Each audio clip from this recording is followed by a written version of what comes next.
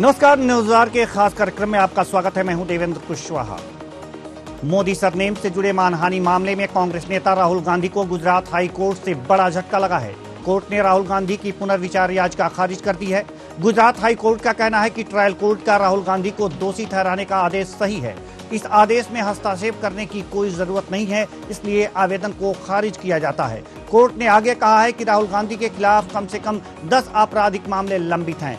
सुनिए वकील हर्षित एस तोलिया का क्या कुछ कहना है। जो कोर्ट ने अभी जजमेंट के सुनवाई के वक्त जजमेंट डिलीवर करते वक्त उन्होंने जो मुद्दे दिए हैं उसके हिसाब से मैं जहां तक समझाऊं कि लोअर कोर्ट का जो ऑर्डर है वो सही है।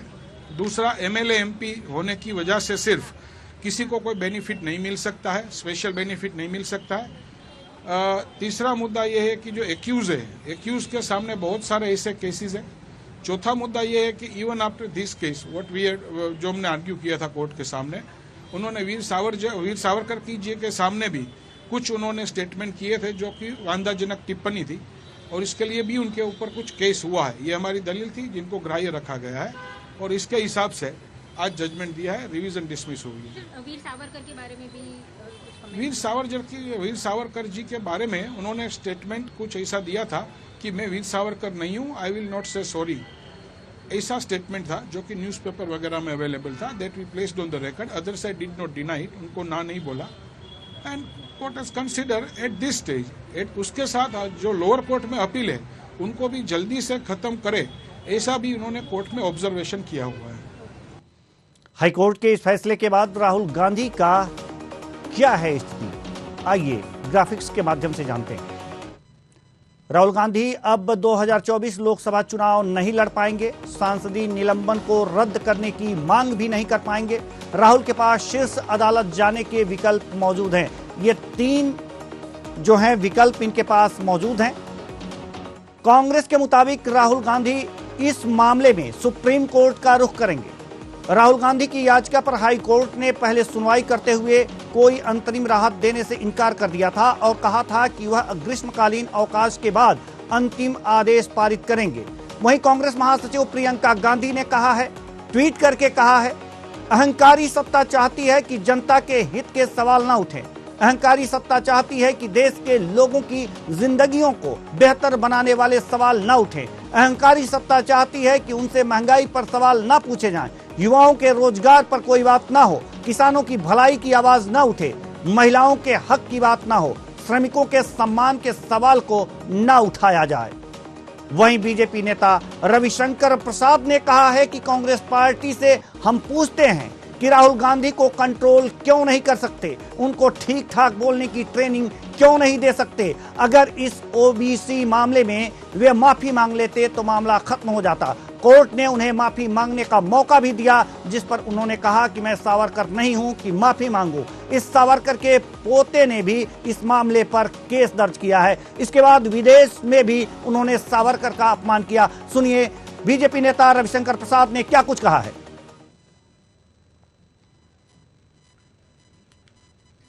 लगभग 7-8 डिफेमेशन केस चल रहा है उनके खिलाफ और ये तो उन्होंने ओबीसी का सीधा अपमान किया।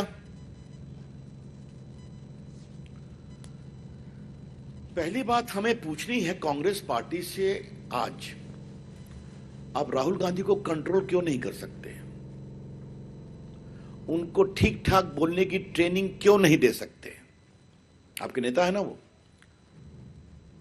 अगर इसी ओबीसी मामले में वो माफी मांग लिए होते तो मामला खत्म हो गया होता।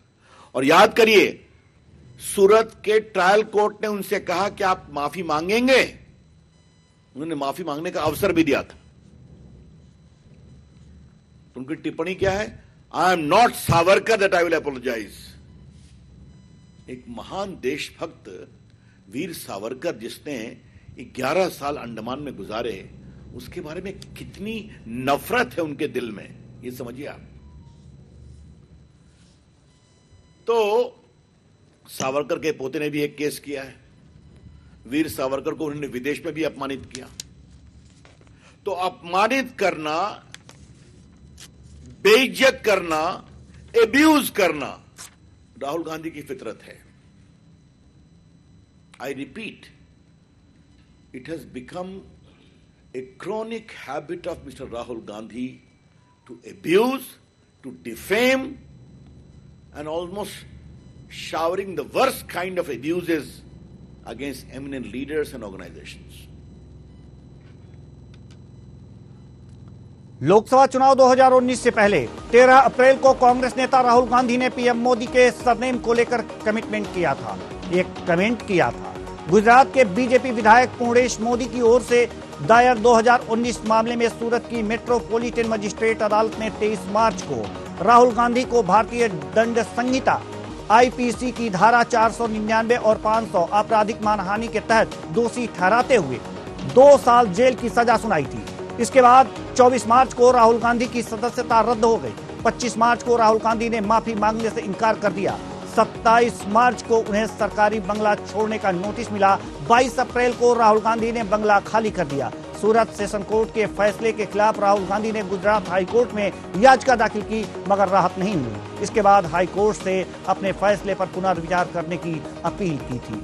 आपको बता दें कि इस फैसले के बाद राहुल गांधी की याचिका खारिज होने के बाद कांग्रेस की छत्तीसगढ़ इकाई ने रायपुर के अंबेडकर चौक पर धरना प्रदर्शन किया है। CM Bhupesh Baghel, deputy CM TS Singhdeo, PCC अध्यक्ष मोहन मरकाम समेत वरिष्ठ नेता यहां पर इस धरने में शामिल हैं। आज हम इसी मुद्दे पर करेंगे चर्चा, और चर्चा के लिए हमारे साथ जो मेहमान हैं उनसे आपका परिचय करा दें। कैप्टन अजय सिंह भदौरिया, प्रवक्ता बीजेपी, गरिमा दसौनी, प्रवक्ता कांग्रेस, डॉक्टर आलोक सोती, राजनीतिक विश्लेषक। तीनों मेहमानों का बहुत बहुत स्वागत है हमारे इस कार्यक्रम में। हमारे साथ अंकुर सक्सेना, एडवोकेट हाईकोर्ट, जुड़ चुके हैं। आपका भी बहुत बहुत स्वागत है हमारे इस कार्यक्रम में। चर्चा की शुरुआत करते हैं। चर्चा की शुरुआत करेंगे गरिमा दसौनी जी, प्रवक्ता कांग्रेस। राहुल गांधी की याचिका हाई कोर्ट में खारिज कर दी, हाई कोर्ट ने खारिज कर दी। अगला कदम कांग्रेस का क्या होगा? देखिए, हम कांग्रेस जन किंचित भी विचलित नहीं हैं। हाईकोर्ट का पूरा सम्मान है। हमारा तो संस्कृति यही है कि हम न्यायालय का या किसी भी संवैधानिक संस्था का बहुत आदर और बहुत सम्मान करते हैं। ऐसे में हाईकोर्ट ने जो भी जजमेंट दिया है सिरोधार्य है, और अभी सुप्रीम कोर्ट के दरवाजे हमारे लिए खुले हैं। हम न्यायिक तरह से ही इस लड़ाई को लड़ेंगे। संघर्ष जारी रहेगा। राहुल गांधी तो छोड़िए, कांग्रेस का हर एक कार्यकर्ता निडरता और साहस के साथ इस पूरी लड़ाई को लड़ने के लिए अपनी कमर कस चुका है। और हमें समझ में आ चुका है कि फिरका परस्त ताकतें जो हैं वो अपने सामने किसी को मुंह नहीं उठाने देंगी। रविशंकर प्रसाद का भी आपने सुनाया यहाँ वक्तव्य कि क्रोनिक एक आदत बन चुकी है राहुल गांधी जी की डिफेम करने की, अब्यूज करने की। क्या कहेंगे आप तड़ीपार अमित शाह को, जो यहाँ उत्तराखंड आए और यहाँ के लोकतांत्रिक तरीके से चुने हुए मुख्यमंत्री हरीश रावत जी को धोबी का कुत्ता, ना घर का ना घाट का बोल के गए परेड ग्राउंड की सार्वजनिक सभा से? क्या कहेंगे आप यहाँ के भाजपा के विधायक गणेश जोशी को, जिन्होंने श्री राहुल गांधी जी और श्रीमती प्रियंका गांधी जी को बंटी बम्बली कहा? क्या कहेंगे आप 50 करोड़ की गर्लफ्रेंड और जर्सी गाय वाले प्रधानमंत्री मोदी के बयानों को? अगर अब्यूज करना क्या होता है तो मुझे लगता है कि एक बार फिर अपनी डेफिनेशन को रीस्टडी और रिकंसिडर करना चाहिए रविशंकर को और तमाम भाजपाइयों को। राहुल गांधी तो वो व्यक्ति हैं जो तमाम इनके आरोपों और लांछन के बावजूद भी एक चट्टान की तरह खड़े हैं। ठीक है, 4000 एक सवाल और कर रहे हैं, उसके बाद अन्य मेहमानों के पास जाएंगे। गरिमा जी, सवाल यहाँ पर यह है कि CM Bhupesh Baghel, deputy CM TS Singhdeo, PCC chief, PCC अध्यक्ष मोहन मरकाम ये धरने पे हैं। किसके खिलाफ धरने पे हैं? ये खारिज होने के बाद? नहीं, खारिज होने के बाद धरना इसलिए कि लोकतंत्र में विपक्ष को जो हथियार संविधान ने दिए उनका उपयोग वो कर रहे हैं। विपक्ष और कर क्या सकता है? नहीं, धरना तो दिया, लेकिन जी ये तो फैसला कोर्ट का है, हाई कोर्ट का है। तो क्या यह धरना हाई कोर्ट के खिलाफ है, उनके फैसले के खिलाफ है? नहीं, ये धरना है तानाशाही मोदी सरकार के खिलाफ। ये धरना है उस केंद्र सरकार के खिलाफ जो अपने इसमें सरकार का रोल क्या है, हमें यह समझा दीजिए। सरकार का रोल यही है कि सरकार ने किस तरह से मैच फिक्सिंग के जरिए एक अपील वहां पर सूरत कोर्ट में दाखिल करवाई राहुल गांधी जी के खिलाफ, उनकी सदस्यता समाप्त करवाई। क्या आप क्या सोचते हैं कि हम दूध पीते बच्चे हैं क्या? हमें मैच फिक्सिंग समझ में नहीं आ रही है, हमें नहीं समझ में आ रहा है पूरा घटनाक्रम। न्यायालय के जजमेंट को अलग अलग अगर आप छोड़ दीजिए, तो इस पूरे प्रकरण को क्रॉप अप करने का ब्रेन चाइल्ड किसका था? नहीं गरिमा जी, आप कांग्रेस की बड़ी प्रवक्ता हैं और हम ये चाहते हैं कि जो आप बातें कह रही हैं, क्या आप ये कहना चाह रही हैं कि न्यायालय पर सरकार का कंट्रोल है? नहीं, मैंने तो बिल्कुल भी नहीं कहा। फिर आपने मैंने क्या कहा कि जिस व्यक्ति से राहुल जी के खिलाफ याचिका दाखिल कराई गई, वो भी हमें समझ में आता है कि किस तरह से होता है, किस तरह से संसद की सदस्यता खारिज की गई, वो भी हमें समझ में आ रहा है। यानी कि यहाँ बड़े से बड़े कांड हो गए इस देश के अंदर और किसी की सदस्यता नहीं जाती। ये राजनीति हो सकती है, ये राजनीति हो सकती है कि किसी के द्वारा याचिका दाखिल कराई गई हो या अपील कराई गई हो, लेकिन सवाल यहाँ पर ये है जी, लेकिन सवाल यहाँ पर ये आपसे मेरा निवेदन है जी, पूरे घटनाक्रम का क्रोनोलॉजिकल ऑर्डर जब आप निकालेंगे तो आप देखेंगे कि उस व्यक्ति ने उनके खिलाफ शिकायत डाली जी, उसके बाद अपनी ही शिकायत पर स्टे लगवा दिया, उस पर कोई सुनवाई नहीं होने दी, फिर वो कई सालों तक लंबित रहा, फिर ठीक चुनाव के समय पर वो दोबारा से शुरू हो गया, गुजरात के चुनाव के समय पर दोबारा से सारा खेल शुरू हो गया, फिर से अपील शुरू हो गया। तो ये जो क्रोनोलॉजिकल ऑर्डर पूरे घटनाक्रम का है, राहुल जी के खिलाफ जो वो व्यक्ति गया था, मोदी सरनेम है भी नहीं है, इसमें भी एक बहुत बड़ा संदेह है। उसमें भी लोग कह रहे हैं कि वो मोदी है ही नहीं जिसने अपील करी। तो कहने का मतलब है बार बार टारगेटेड वे में किस तरह से राहुल गांधी को निशाना बनाया जा रहा है, उसका साक्षी देश बन रहा है। और ये पूरा जो आप राहुल जी के खिलाफ, मैं मोदी सरकार से कहना चाहती हूँ कि राहुल जी के खिलाफ जो आप ये कर रहे हैं, ये इन्हीं को बैकफायर करने वाला है। क्योंकि राहुल जी ने जब भारत जोड़ो यात्रा निकाली, उससे कहीं ना कहीं भाजपा की चूल्हे हिल गई। 4000 किलोमीटर जब वो व्यक्ति निडरता के साथ, पूरे साहस के साथ प्रेम का संदेश लेकर चला, कन्याकुमारी से लेकर जम्मू कश्मीर तक, तो उसने हिला दिया कहीं ना कहीं भाजपा को। और उसका रिजल्ट आपने देखा, हमने हिमाचल जीता, हमने कर्नाटक जीता। ठीक है, उसी के रिजल्ट तो है, नतीजा तो है। बिल्कुल। अब 2024 में कहीं ना कहीं अपना राजनीतिक या सियासी जो करियर है वो हिलता हुआ दिखाई पड़ रहा है, वो जमीन खिसकती नजर आ रही है भाजपा को। इसलिए राहुल जी के ऊपर प्रहार पे प्रहार चल रहे हैं। और केवल राहुल जी के ऊपर नहीं, जिस प्रदेश से मैं आती हूँ उस प्रदेश के पूर्व मुख्यमंत्री हरीश रावत जी का वो केस जो सीबीआई के पास 2017 में गया, आज 2023 में फिर से उसको जन्म दे दिया। चलिए, क्योंकि यहाँ लोकसभा के चुनाव हैं देश के अंदर। ठीक है, हम आपके पास आएंगे। गरिमा जी, बीजेपी प्रवक्ता हमारे कैप्टन आई सिंह भदौरिया जी भी यहाँ पर मौजूद हैं और अंकुर सक्सेना जी हाईकोर्ट के एडवोकेट हैं, ये भी मौजूद हैं। लेकिन हम दोनों मेहमानों से थोड़ी देर बाद आएंगे, दोनों मेहमानों के पास। उससे पहले हम जाना चाहेंगे डॉक्टर आलोक सोती के पास, जो हमारे राजनीतिक विश्लेषक हैं। डॉक्टर आलोक सोती जी, जैसा कि गरिमा दसोनी जी कहना चाह रही हैं, सीधे सीधे नहीं, घुमा फिरा करके जो कहना चाह रही हैं, क्या लगता है आपको, कितनी सही हैं गरिमा जी? देखिए, ये जो फैसला है वो न्यायालय का है, चाहे वो लोअर कोर्ट से आया हो, सेशन कोर्ट से आया हो, और अब जो है वो हाई कोर्ट से फैसला आया हुआ।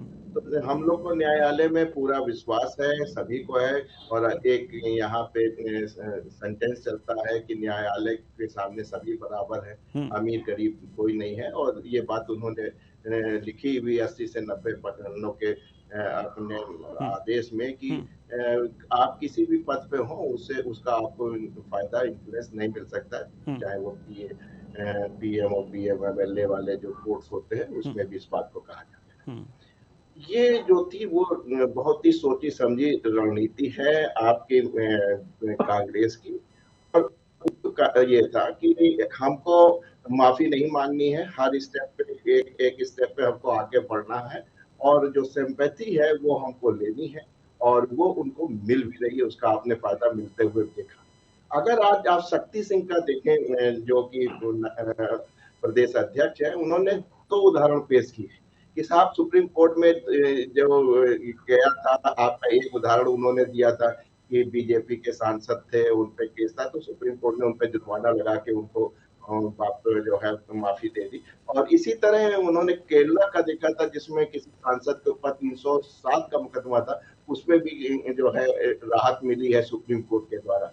तो हमको लग रहा है कि अब ये जब थर्ड स्टेज पे पहुंचेंगे तो वहां पे आप देखेंगे कि किसी न किसी का इस तरीके से जुर्माना हो या कोई वार्निंग देके इसकी निकाल दिया जाए। हालांकि ये केस बहुत बड़ा नहीं था, बहुत सिंपल था और इनके पास मौका भी था। अगर ये मात्र खेद भी प्रकट कर देते उस समय तो भी ये केस वहीं का वहीं खत्म हो जाता, तो इतना बड़ा नहीं था। आपने अरविंद केजरीवाल को साहब को देखा था, उन्होंने हमेशा अपनी राजनीति ऐसे ही शुरू की थी। आपने देखा था कि नितिन गडकरी साहब और अरुण जो जेटली साहब के खिलाफ जब हुआ मानहानि के मुकदमे हुए, तब उन्होंने जो है वो माफी मांग ली कोर्ट में जाके, लिखित रूप से मांग ली और केस वहीं पे इस प्रकार के मानहानि के दावे खत्म हो जाते हैं। लेकिन इसमें कांग्रेस का जो रणनीतिकार है बहुत ही स्लोली और बहुत ही समझदारी से आगे चल रहे हैं। जैसा कि आप जानते हैं कि जब तक राहुल जी प्रासंगिक रहेंगे, कोई ना कोई इस तरीके की बात रहेगी, तो कांग्रेस जीवित रहेगी। आज भी आपने देखा हाई कोर्ट के फैसले आने के बाद जहां जहां कांग्रेस का वर्चस्व है, वैसे एक नेशनल पार्टी है, पूरे भारत में है। अभी आप छत्तीसगढ़ की आप घटना बता रहे थे, लखनऊ जो उत्तर प्रदेश राजधानी है, वहां पे भी कोई ना कोई धरना प्रदर्शन हुआ होगा। जो उनके कांग्रेस शासित प्रदेश है, जैसे राजस्थान है, और हम देख रहे थे एक विजुअल की चेन्नई में भी काफी बड़ा जो है प्रदर्शन हुआ कांग्रेस का। तो इस तरीके की आपको चीज देखते रहेंगे और राजनीति में ये सब चलता है। ये एक तरीका है अपने बात को आगे बढ़ाने और रखने का, अपनी पार्टी को, अपने जो आपके जो मुख्य नेता है उनको प्रासंगिक और उनको उनकी जो है देश में उनकी बात होनी चाहिए। जी ठीक है। कैप्टन आई सिंह भदौरिया जी, हम आपके पास आना चाहेंगे। कैप्टन साहब सवाल आपसे है कि राहुल गांधी की याचिका खारिज हो गई, इसके बाद नारेबाजी भी हुई और कांग्रेस के कार्यकर्ताओं द्वारा छत्तीसगढ़ में सीएम, डिप्टी सीएम और पीसीसी चीफ ये सभी लोग धरने पर बैठ गए। किस रूप में बीजेपी इसको देख रही है? यही कहना चाहूंगा, कांग्रेस पार्टी सबसे पुरानी पार्टी है, अपने आप को कहती है कि हम 100 साल से भी पुरानी पार्टी है, और जिस तरह से वो आज बयानबाजी और ये नौटंकी कर रहे हैं, क्या इसको शोभा देता है? अगर राहुल गांधी की सदस्यता खत्म हुई है तो बीजेपी ने नहीं करी है, ये माननीय न्यायपालिका ने करी है। आज उनकी अगर याचिका खारिज हुई है तो बीजेपी ने नहीं करी है, प्रधानमंत्री ने नहीं की है, ये माननीय न्यायपालिका ने करी है। तो ये मात्र इनको सोचना चाहिए। एक तरफ से ये कहते हैं कि कोई भी काम संविधान से होगा, और दूसरी तरफ से संविधान को सहना दिखा रहे हैं। आप जो है संविधान से विश्वास नहीं कर रहे, आप न्यायपालिका से विश्वास नहीं कर रहे, आप कह रहे हैं कि यहाँ मैच फिक्सिंग हुआ है। अरे न्यायपालिका के साथ अगर मैच फिक्सिंग मेरा हुआ है तो आप इसका मतलब आप 70 साल मैच फिक्सिंग करते रहे होंगे। जिस तरह से आपने रात में कोर्ट खुलवा दिया, एक जो है ना वो झूठे आरोप लेके घूम रही थी मोदी जी के खिलाफ, और उनके लिए आपने रात में कोर्ट खुलवा दिया। हमने तो कभी रात में कोर्ट नहीं खुलवाया है, इनके टाइम बार बार रात में कोर्ट खुलता है। तो मैच फिक्सिंग तो इनकी रहती है कोर्ट के साथ, हमारा ऐसा कुछ नहीं है। हमें न्यायपालिका में जो भी अगर बात रखनी तो हमारे लिए दिन पर्याप्त होता है, रात की जरूरत नहीं है, मगर इनके टाइम कोर्ट न्यायपालिका जरूर खुलती है रात में, तो इससे प्रश्न जरूर लगते हैं। मैं यही कहना चाहूंगा रविंद्र जी कि जो राहुल गांधी के साथ हुआ है वो न्यायपालिका ने किया है, इसमें ना तो प्रधानमंत्री का कोई हाथ है और ना ही भारतीय जनता पार्टी का कोई हाथ है। तो फिर ये किस बात की नोटंकी कर रहे हैं? क्या संदेश देना चाह रहे हैं? क्या यही है 100 साल से पुरानी पार्टी है जो आज जो है ना न्यायपालिका के डिसीजन के ऊपर जो है ना धरना आंदोलन कर रही है? इनके मंत्री, मुख्यमंत्री, इतने बड़े बड़े नेता धरने आंदोलन कर रहे हैं और जो है न्यायपालिका को गालियां दे रहे हैं।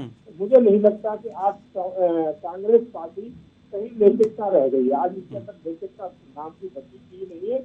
आज जो है ना बिल्कुल दिवालिया हो चुके हैं, सिर्फ उल जुलूल बातें कर रहे हैं राहुल गांधी को लेकर। क्या राहुल गांधी को ये पहला केस है?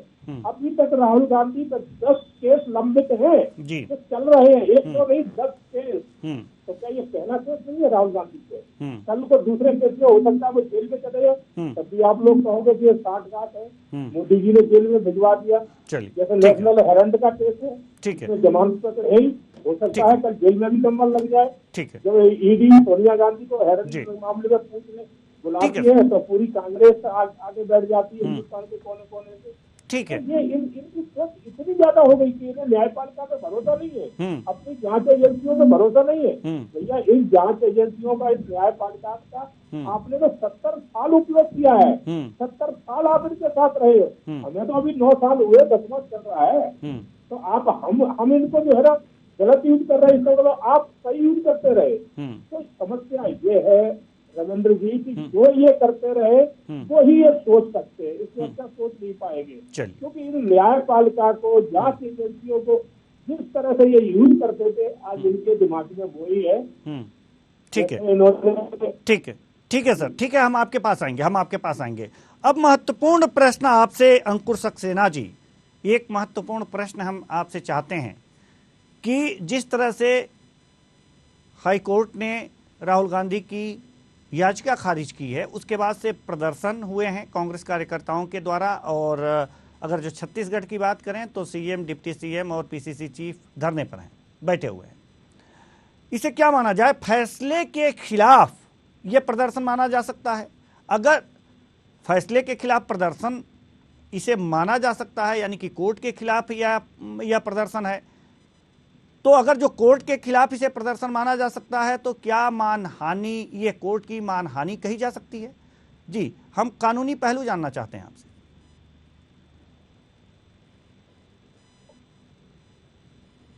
तक आपके प्रश्न का सवाल है तो इसके संबंध में सिर्फ इतनी सी बात कही जा सकती है कि अगर माननीय न्यायालय के द्वारा कोई जजमेंट या आदेश पारित किया जाता है तो हम उस आदेश का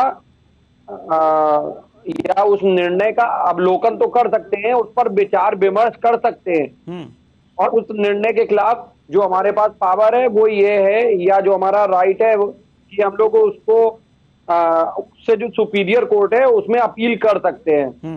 जैसे माननीय उच्च न्यायालय गुजरात ने इस तरीके का आदेश पारित किया है तो उसके अगेंस्ट में कांग्रेस के पास ये राइट है कि वो ऑनरेबल सुप्रीम कोर्ट में अप्रोच कर सकता है या अपील कर सकते हैं। यहाँ पर कांग्रेस से मतलब माननीय राहुल गांधी जी से। जी, अब जहां तक आपका प्रश्न है कि इस तरीके का धरना प्रदर्शन, तो निसंदेह ये बात, अगर इसको 2 दृष्टिकोण से देखने की आवश्यकता है। जी, क्या ये तो धरना प्रदर्शन कांग्रेस के पदाधिकारियों द्वारा किया जा रहा है, ये धरना प्रदर्शन किसके खिलाफ किया जा रहा है? क्या हाई कोर्ट के अगेंस्ट किया जा रहा है या जो सत्तारूढ़ भारतीय जनता पार्टी गुजरात में है उसके अगेंस्ट किया जा रहा है? अगर माननीय उच्च न्यायालय के आदेश के अगेंस्ट माननीय उच्च न्यायालय का नाम लेकर किया जा रहा है तो कंटेम्प्ट में आ रहा है, और अगर सत्तारूढ़ भारतीय जनता पार्टी के खिलाफ या कोई भी वहां पर सत्तारूढ़ दल है उसके अगेंस्ट में, उनके नीतियों और सिद्धांतों के अगेंस्ट है, तो ये कंटेम्प्ट से बाहर है। अब इस चीज को साबित करने का उत्तरदायित्व कि ये कंटेम्प्ट में आता है या नहीं आता है, तो जब इनके खिलाफ कोई कार्रवाई की जाएगी ये समय परिस्थितियों के अनुसार और उनके कंडक्ट पर निर्भर करेगा। बिल्कुल, लेकिन अब ये तो सरकार का नाम लेकर ही कांग्रेस से ये धरना प्रदर्शन कर रही है कि मोदी सरकार से मैच फिक्सिंग है, जैसा कि गरिमा जी ने कहा कि मैच फिक्सिंग है। किसके साथ है मैच फिक्सिंग? मैच फिक्सिंग को परिभाषित किस तरह से करें? जी, गरिमा जी, एक बार और आपके पास हम आना चाहेंगे कि जैसा कि आपने मैच फिक्सिंग की बात करी है कि मैच फिक्सिंग है, पूरे जो भी घटनाक्रम है इस पर अगर जो नज़र दौड़ाया जाए और इस तरह से विहंगम दृष्टि से देखा जाए तो ये मैच फिक्सिंग लगता है। किसके बीच लगता है? याचिकाकर्ता और भाजपा के बीच में। जी, उसको इंस्टिगेट किया जा रहा है कि अभी स्टेप डाउन कर दो, अभी इसको पूरे मुद्दे को अंडर प्ले करो, अब फ्रंट फुट पर आकर खेलो, तो हमें समझ में आ रहा है कि इस देश में हर विरोधी स्वर को कुचलने का की जो मंशा है, जैसे कांग्रेस मुक्त भारत की ये बात किया ही करते हैं, खुद ही करते हैं अपने मुंह से, तो ये उसी जो इनका मिशन है कांग्रेस मुक्त भारत का, उसका आप एक अंश के रूप में देख सकते हैं। लेकिन राहुल गांधी तो क्या, मैं पूरे देश की भाजपा को, उसके आला कमान को चुनौती के साथ कह रही हूँ कि राहुल गांधी तो छोड़िए, गरिमा दसौनी भी जब तक जिंदा है उनके आखिरी कतरे तक अब से लोहा लेते रहेंगे, संघर्ष करते रहेंगे, क्योंकि हम वो पार्टी है जो संघर्ष से निकल कर आई। हमने आजादी का आंदोलन लड़ा, हमने जब अंग्रेजों को तक यहाँ से बाहर कर दिया खदेड़ के, तो फिर आप क्या चीज है। और ये तो जनता है, जनता ने आपके नोटबंदी के प्रहार को झेला, आपके जीएसटी के प्रहार को झेला, आपके कृषि कानून झेले, अब आपकी यूसीसी भी लागू होने की पूरी तैयारी है। लेकिन यही वो जनता है जो बड़ा से बड़ा शासन हिला देती है। हमने कहा ना, ये राहुल गांधी जी के भारत जोड़ो यात्रा की अपार सफलता का नतीजा है कि जनता ने हमारी झोली में हमें हिमाचल और कर्नाटक दिए, और उन्हीं जीतों से घबराकर कहीं ना कहीं, क्योंकि महंगाई बेरोजगारी पर निरुत्तर है, रुपये को कंट्रोल नहीं कर पा रहे, अर्थव्यवस्था डामाडोल है, काला धन ला नहीं पा रहे, भगोड़ों को वापस ला नहीं पा रहे, देश को स्मार्ट सिटी दे नहीं पा रहे हैं, किसानों की आय दुगनी कर नहीं पा रहे हैं, हवाई जहाज वाले को हवाई यात्रा करा नहीं पा रहे हैं, तो 2 करोड़ नौकरियां सालाना नहीं दे पा रहे। इन सारे मुद्दों पर क्योंकि निरुत्तर है मोदी सरकार और घिर रही है चौतरफा, तो अब उसको कुछ नहीं समझ में आ रहा। कहते हैं ना, जब व्यक्ति पूरी तरह से फ्रस्ट्रेट हो जाता है तो फिर वो अजीबो गरीब से फैसले लेने लगता है। तो ये अजीबो गरीब फैसले से, इसीलिए मैं बार बार कह रही हूँ, ये बैकफायर करेगा, क्योंकि शहीदों के परिवार से आते हैं राहुल गांधी। चाहे आप कितना भी कांग्रेस को कुछ प्रदेशों में, मुट्ठी भर प्रदेशों में हरा लीजिए, लेकिन इस देश की जनता ये बात जानती है कि बहुत छुटपन में उन्होंने अपनी दादी को गोलियां खाते हुए देखा है, अपने पिताजी का शत विक्षत शरीर देखा है, इस देश की धरती को खून से सींचा है उनके परिवार में। ये तो सिर्फ बातें करते हैं जी। वीर सावरकर और पता नहीं क्या क्या लोगों को उठा के वीर भी लिख दे रहे हैं आगे से, और पता नहीं क्या क्या लगा रहे हैं उपाधि, लेकिन असली वीर वो हैं जिन्होंने अपने खून से सींचा है। इनका एक भी आरएसएस का या भाजपाई का बताइए ना कि नाखून के बराबर भी नुकसान हुआ हो कभी, ठीक है, किसी भी आंदोलन में। तो मेरा सिर्फ कहना यह है, आप बार बार मुझे न्यायालय की तरफ मोड़ रहे हैं, डाइवर्ट कर रहे हैं। मैंने शुरुआत में ही कही कि हम कांग्रेस जन उस संस्कृति से आते हैं क्योंकि ये संस्थाएं हमारी स्थापित की हुई हैं, ये संवैधानिक संस्थाएं हमने स्थापित करी हैं, इसलिए हम इन पर लांछन तो लगाने का कभी सपने में नहीं सोच सकते। हाईकोर्ट, माननीय हाईकोर्ट तो हमारे लिए बहुत ही सम्मानजनक स्थान है और सम्मानजनक पीठ है। मैं सपने में भी नहीं सोच सकती कि मैं हाईकोर्ट के खिलाफ कुछ बोलूंगी, ठीक है। लेकिन ये जो पूरा चक्रव्यूह रचा गया है, जिसमें अभिमन्यु को फंसाने की कोशिश हो रही है, आप देखिए एक वॉरियर की तरह निकल कर आएंगे राहुल गांधी। ठीक है, ठीक है। डॉक्टर आलोक सोती, हम आपके पास आना चाहेंगे। डॉक्टर साहब, जैसा कि कांग्रेस प्रदर्शन कर रही है इस याचिका खारिज होने के बाद, राजनीतिक लाभ कांग्रेस को इससे कितना मिल सकता है?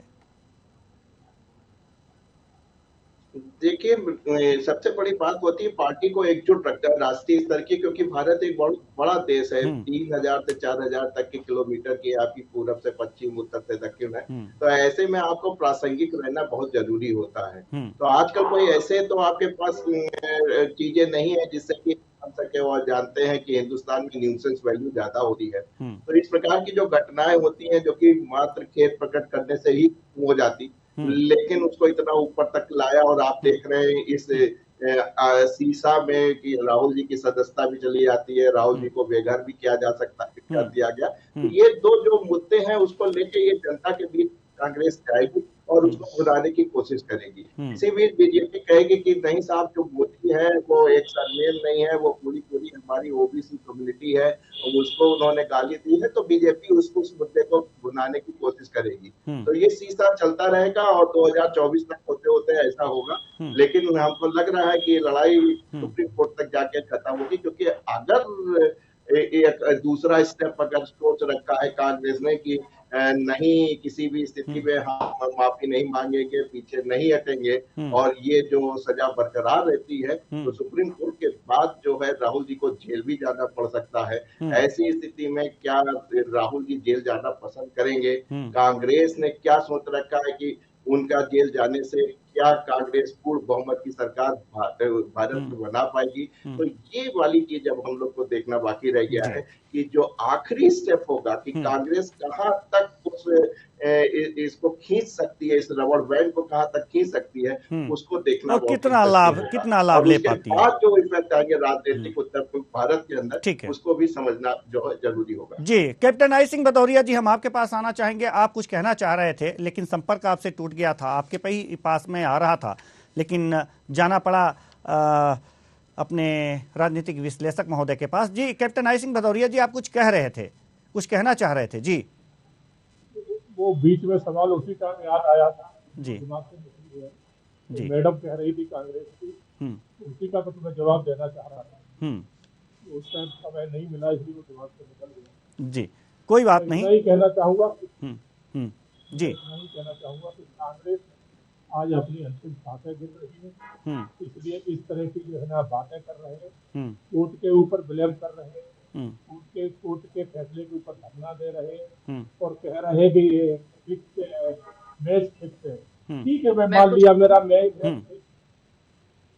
याचिका करता हो सकता है, मगर फैसला तो कोर्ट ने किया है, न्यायपालिका ने किया है। इसमें मैच फिक्स, कोर्ट से तो मैच फिक्स है क्या मालूम, या ये कहे कि हाँ कोर्ट में भी मैच फिक्स, तो इतना तो इनको सोचना। मेरे दो सवाल हैं। अगर नहीं सोच रहे प्रवक्ता भाजपा से मेरे दो सवाल हैं। जी ठीक है। जी गरिमा जी कुछ सवाल करना चाहती हैं आपसे। जी गरिमा जी आपसे कुछ सवाल करना चाहती हैं। जी गरिमा जी। देखिए एंकर महोदय, मैं सवाल ये करना चाहती हूँ कि इन्होंने कोई टिप्पणी मेरी उस बात पर नहीं कही कि जो अब्यूजिव लैंग्वेज इनकी पार्टी के सीनियर लीडर्स के द्वारा यूज की गई है, 50 करोड़ की गर्लफ्रेंड और जर्सी गाय कहा गया, यहाँ उत्तराखंड के परेड ग्राउंड में आकर अमित शाह के द्वारा हरीश रावत जी को धोबी का कुत्ता न घर का घाट का कहा गया, दुष्यंत कुमार के द्वारा यहाँ बहुत अनर्गल बातें राहुल जी के लिए कही गई, गणेश जोशी के द्वारा बंटी बबली कहा गया। कुछ टिप्पणी उस पर नहीं करेंगे क्योंकि सूटेबिलिटी की राजनीति चल रही है, पिक एंड चूज की राजनीति चल रही है, जिस पर बोलना है उस पर बोलेंगे। दूसरा मेरा सवाल यह है कि जबना तोड़े और रोने भी ना दे, मतलब हमारे ऊपर अन्याय हो, हमारी संसद सदस्यता आपने बर्खास्त कर दी, आपने हमारे राहुल जी पर एक ऐसे आरोप जी आपने मेरे को बिल्कुल बिल्कुल आप जी ठीक है ठीक है ठीक है सर सर मतलब बिल्कुल अब जवाब ले लीजिए गरिमा जी। गरिमा जी जवाब ले लीजिए। गरिमा जी जवाब ले लीजिए। जवाब ले लीजिए गरिमा जी। जी कैप्टन साहब का जवाब ले लीजिए। अब ठीक है, प्रश्न आपने कर लिया, प्रश्न आपने कर लिया गरिमा जी, प्रश्न आपने कर लिया है। हमने क्या किया? राहुल गांधी ने कहा प्रधानमंत्री पहले एक सवाल का जवाब ले लीजिए। राहुल गांधी ने गालियां दी, क्या कभी थोड़ी आपने देश के प्रधानमंत्री को गाली दी है? और राहुल गांधी है क्या है राहुल गांधी? आज की तारीख में क्या है? देश की दुनिया में कुछ भी नहीं है राहुल गांधी, सिवाय एक देशद्रोही के अलावा नहीं है। जो संविधान दे रहे हैं, देश को गालियां दे रहे हैं, जो देश के संविधान को गालियां देगा वो देशद्रोही। ईश्वर आपको सद्बुद्धि दे, नहीं है। ईश्वर आपको सद्बुद्धि दे, सद्बुद्धि दे। कांग्रेस ईश्वर से प्रार्थना करूंगी कि आपको सद्बुद्धि। राहुल गांधी को सद्बुद्धि दे, जो हमारे संविधान को गाली देते हैं, कहते हैं कि भारत में संविधान नहीं है, भारत में पेट्रोल चलता है। ये कब हुआ जी? मेरे तो समझ में नहीं आ रहा ये कब कोई कुछ जगह बताएंगे कब गाली दी, कहाँ दी? आपके सपनों में आते हैं राहुल गांधी जी? ठीक है, ऐसा लग रहा है सपनों में आके केवल भाजपा प्रवक्ता के कान में आकर गाली देगा। कभी आप सोच सकते हैं जो संविधान हमारे द्वारा बनाया गया हो, हमारे बाबा साहब के द्वारा बनाया गया हो, हमारे निवेदन पे बनाया गया हो कांग्रेस पार्टी के जी, उसको गाली देंगे राहुल गांधी? चलिए, कौन सी दुनिया में जीते हैं आप प्रवक्ता लोग? ठीक है, बीजेपी प्रवक्ता से हमारा संपर्क टूट गया है, तो हम अंतिम सवाल लेना चाहेंगे अंकुर सक्सेना जी से। अंकुर सक्सेना जी, सवाल आपसे यही है कि राहुल गांधी जी के पास अब कौन सा विकल्प बचा हुआ है? अगर माफी न मांगने की स्थिति में क्या हो सकता है? सुप्रीम कोर्ट में अगर जो जा रहे हैं वहां भी माफी नहीं मांगते हैं तो क्या हो सकता है? विकल्प वो तलाशता है जिसे विकल्प की खोज होती है। अंकुर हमें जी से मेरा विकल्प की सवाल खोज है। ही नहीं है। ठीक है, हम तो कह रहे हैं ना, डालिए, जेल में डालना है डालिए ना, हमें भी डालिए, जेलें कम पड़ जाएंगी कांग्रेस कार्यकर्ताओं से जेल ठूसे के। तो जी जी देवेंद्र जी, आवाज मिल रही है आपको? बिल्कुल बिल्कुल बिल्कुल। देखिए, एक बात आपके चैनल पर स्पष्ट कर दूं कि संविधान ना कांग्रेस ने बनाया है, संविधान ना भारतीय जनता पार्टी ने बनाया है। संविधान बनाया गया है कैबिनेट मिशन योजना के अंतर्गत, और जिसके अंतर्गत एक भारत में संविधान निर्मात्री सभा बनाई गई, जिसने 2 साल 11 माह 18 दिन में बनाया है। और जो संविधान निर्मात्री सभा थी वो कांग्रेस की देन नहीं थी, वो एक अलग से इलेक्टेड कैंडिडेट थे उसमें। तो इसलिए अगर कांग्रेस की प्रतिनिधि महोदय लगातार ये कह रही हैं कि कांग्रेस ने बनाया, तो जनता के आगे आप गलत मैसेज डिलीवर्ड ना करें। ठीक है। दूसरी बात है, माननीय राहुल गांधी जी के पास क्या ऑप्शन है? माननीय राहुल गांधी जी के पास ये ऑप्शन है कि आप ऑनरेबल सुप्रीम कोर्ट में मुझे नहीं समझ में आ रहा है, अपील करें। Let me rebuttal. एक मिनट। 1947 में देश आजाद कराया, कहाँ था ये बीजेपी थी क्या उस समय देश में? आपने संविधान बीजेपी या कांग्रेस का प्रश्न नहीं है, प्रश्न है संविधान किसने बनाया। और अगर आप ये कहेंगे कि कांग्रेस ने बनाया तो ये गलत है। संविधान बनाया संविधान निर्मात्री सभा के द्वारा। विश्लेषक हैं, अपनी हद में रहकर बात करें। मैं राजनीतिक विश्लेषक नहीं है, मैं एडवोकेट हूँ, लेकिन एडवोकेट गरिमा जी अंकुर सक्सेना एडवोकेट हैं हाई कोर्ट के। मुझे मत सिखाइए कॉन्स्टिट्यूशन के बारे में। संविधान का प्रैक्टिसिंग एडवोकेट हूँ, सुन लीजिए। तो इसलिए आप अगर गलत मंतव्य देंगी, अगर भाजपा के कैंडिडेट भी बोले होते तो भी मैं भाजपा का विरोध करता। आप कांग्रेस की है, मैं आपका या भाजपा किसी से भी बेमना से पार्टी अपना स्टेटमेंट नहीं दे रहा हूं, लेकिन जो वास्तविक बात है जनता के आगे वो मैसेज जाना चाहिए। काइंडली मेरा डाउट तो सुन लीजिए। संविधान निर्माता ने संविधान खुद ही बनाना शुरू कर दिया था बाबा साहेब ने। किसी ने तो रिक्वेस्ट करी होगी, किसी ने तो प्रस्ताव किया होगा कि संविधान बाबा साहब नहीं, संविधान निर्मात्री सभा ने बनाया। वही बात तो मैं आपके सम्मानित चैनल पर स्पष्ट कर रहा हूँ। 2 वर्ष 11 माह 18 दिन में एक संविधान बनाया गया, उसको अकेले किसी एक पर्सन ने नहीं बनाया। किताबों में लिखा है, बुकिश नॉलेज मत दीजिए। हाँ, तो जब आप चर्चा करेंगे तो आपको उस परिचर्चा में हर सवाल का जवाब लेना भी पड़ेगा। मुझे मत बताइए, आप किसी एक व्यक्ति विशेष के लिए मत कहिए कि कांग्रेस ने बनाया कि भाजपा ने बनाया। संविधान निर्मात्री सभा ने बनाया, जिससे कैंडिडेट इलेक्टेड कैंडिडेट थे।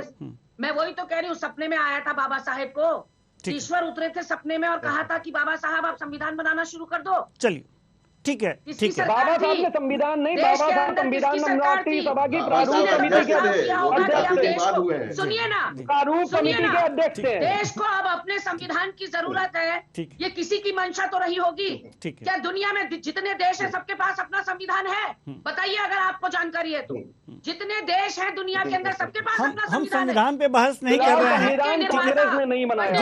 अंकुर सक्सेना जी हमारे प्रश्न का जवाब दीजिए। संविधान हम भटक नहीं सकते ना इस पे जी। हम संविधान पे चर्चा नहीं कर रहे हैं, संविधान पे हमारा टॉपिक नहीं है। जब कांग्रेस की गवर्नमेंट थी, इट इज सो सिंपल, जब देश को आजाद कांग्रेस ने कराया, उस वक्त हमारे दिग्गज नेता जिन्होंने फाउंडेशन संविधान की, लोकतंत्र की, धर्मनिरपेक्षता की, पंचशील की, इन सब की जो जड़ें हैं वो मजबूत करने का काम पंडित जवाहरलाल नेहरू, सरदार वल्लभ भाई पटेल, महात्मा गांधी, इन लोगों ने किया। तो आपको क्या लगता है कि बाबा साहब के सपने में आया कि अब देश का संविधान लिखा जाना चाहिए?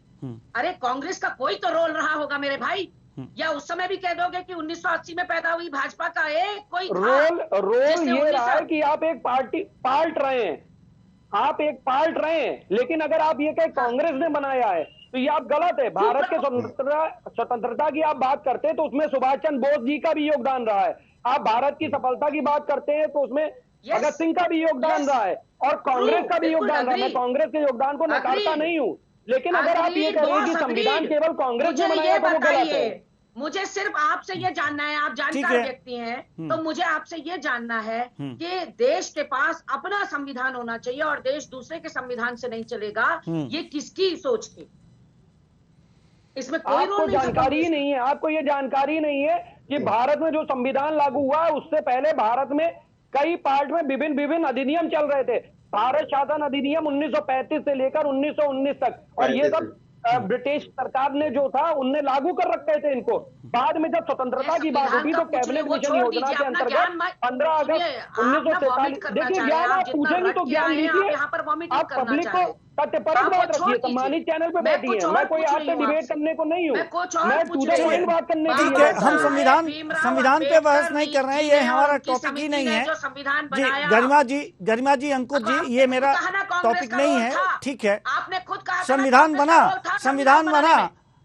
अंकुर जी, जो मैंने सवाल किया था उसका जवाब दीजिए। जी जी जी जी देखिए, माननीय राहुल गांधी जी के पास ये ऑप्शन रहेगा कि वो ऑनरेबल सुप्रीम कोर्ट में अपील करें, और जब सुप्रीम कोर्ट में वो अपील करेंगे तो उस समय सुप्रीम कोर्ट तथ्यों को ध्यान में रखकर कोई भी जजमेंट दे सकता है।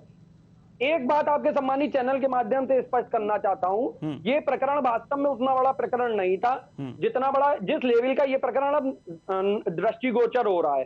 रीजन ये हो रहा है कि 2 साल का इसमें मैक्सिमम पनिशमेंट या फाइन, लेकिन ये सब चीजें भी तब होती हैं, ये कंप्लेंट केस के नेचर का होता है, और कंप्लेंट केस दाखिल होने के बाद जो कैंडिडेट होता है, जो फाइनल जजमेंट के समय तक उसके पास ये ऑप्शन होता है कि अगर वो संबंधित व्यक्ति से माफी मांग लेता है, या अगर मानहानिकारक शब्दों के लिए वो ये एफिडेविट दे देता है माननीय न्यायालय में, या पेपर में ये पब्लिश करा देता है कि मेरा ये आशय नहीं था मानहानि करने से, और अगर किसी व्यक्ति को इस मेरे शब्दों से किसी भी प्रकार का मानसिक पीड़ा हुई है या उसको मानहानिकारक प्रतीत होता है तो उसके लिए मुझे खेद है।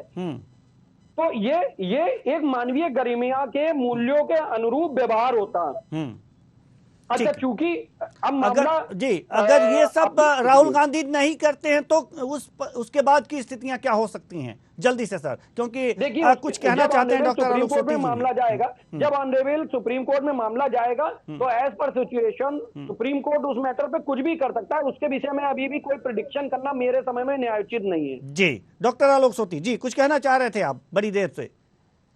देखिए, जहां तक संविधान की व्याख्या की बात है, उसको लोअर कोर्ट का भी अधिकार नहीं है, केवल सुप्रीम कोर्ट और हाई कोर्ट में ही उसकी जो है विवेचना कर सकती है। तो इस समय जो हम लोग मंचाधीन, उसमें माननीय हाई कोर्ट के एडवोकेट हैं अंकुर सक्सेना जी, हम उन्हीं की बात की पुष्टि करेंगे, क्योंकि वो इस योग्य है कि संविधान के विषय में कुछ कह सकते हैं। जी बहुत बहुत धन्यवाद सभी मेहमानों का, आप आए और अपने अपने विचार साझा किए। तो कुल मिलाकर के देखा जा सकता है कि वास्तव में हाई कोर्ट का आदेश यानी कि याचिका खारिज हो गई राहुल गांधी की, और अब सवाल ये है कि आगे क्या होगा, अब क्या होगा। तो हमारे जो एडवोकेट महोदय थे उन्होंने बताया कि अब अपील हो सकती है, और तमाम ऐसी बातें हैं कि माफीनामा भी हो सकता है। अब सुप्रीम कोर्ट के विद्वान न्यायाधीश क्या निर्णय लेंगे ये उनके ऊपर है, और उस पर पहले से कुछ भी नहीं कहा जा सकता। तो आपको और हमें इंतजार करना होगा कि आखिर राहुल गांधी अब आगे क्या करते हैं, और अगर सुप्रीम कोर्ट जाते हैं तो न्यायालय क्या आदेश देता है, और उसके बाद राजनीति किस तरह से गर्म होती है, इसे कांग्रेस किस तरह से भुनाती है, ये भी देखने वाली एक बात होगी। फिलहाल इस कार्यक्रम में इतना ही, मुझे दीजिए इजाजत, नमस्कार।